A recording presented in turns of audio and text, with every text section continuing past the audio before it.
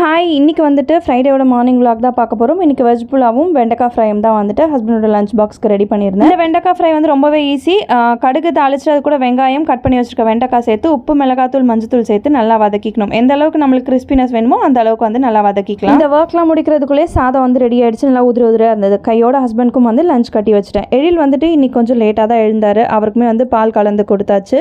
And கையோடு வந்துட்டு வெண்டைக்காவை வேறு ஒரு பாத்திரத்தில் மாற்றிட்டு அந்த அயன் கடாயும் நல்லா வாஷ் பண்ணி ஆயில் தடவி வச்சுட்டேன். எப்போவுமே அயன் பாத்திரம் யூஸ் பண்ணும்போது இதை உடனே வந்து செஞ்சிடணும்.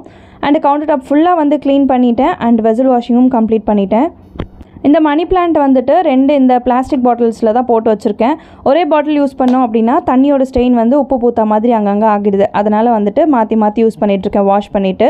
இது ஒரு 3 டேஸ்க்கு யூஸ் பண்ணுறேன் அப்படின்னா அகைன் வாஷ் பண்ணிவிட்டு அது ஒரு 3 டேஸ்க்கு யூஸ் பண்ணிகிட்ருக்கேன். அண்ட் ஃபைனலாக கவுண்டர் ஃபுல்லாக க்ளீன் பண்ணியாச்சு. ஒர்க் எல்லாமே கம்ப்ளீட் பண்ணியாச்சு. எழிலுக்கு மட்டும் பிரேக்ஃபாஸ்ட் கொடுக்கணும்.